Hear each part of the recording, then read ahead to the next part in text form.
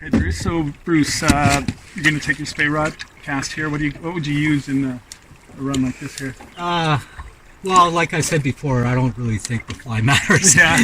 I think presentation is more important than anything. If you get the fly in front of the fish, they're going to grab it. Right. Because they don't have hands, right? Yeah. All they have is their mouths. So. Yeah. And there's a reason why these fish get so big, you know, is because they eat. Mm-hmm. So as long as you have something that looks like food, Mm-hmm. you know. And you put it in front of them. Yeah, yeah. So it's all, like I said, to me it's about covering as much water as possible. And then you have more probability of catching a fish because you're putting your fly over numerous fish, right? Like I said earlier, though, we'll get you in this bottom part here. And this is a great little spot. There's a lot of structure and in the upper part. And then it drops down into a big hole. So they could be anywhere in here. Like they'll hide behind the structure, waiting, because they're trout are lazy, right? Yeah. They want the groceries brought to them. Mm-hmm.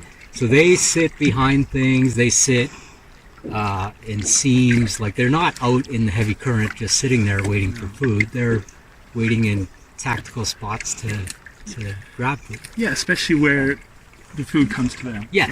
Right. Yeah. And it's a good spot, like the seams or Yeah. areas around the rocks, like the Yeah. the boulders and stuff, where the food gets washed, and they just have to pick it up. Yeah.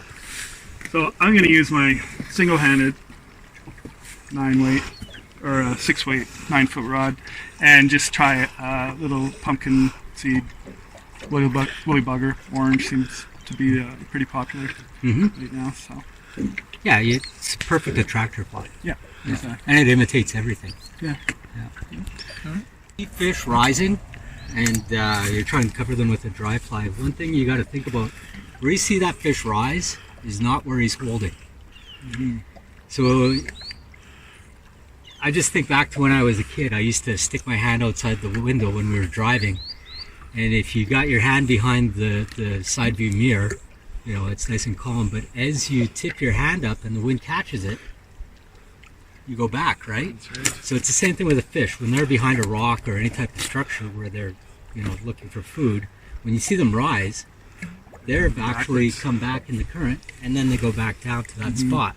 So you want to cast ahead by like a good 6-7 feet where you see that rise. Past the rise, Yeah. right?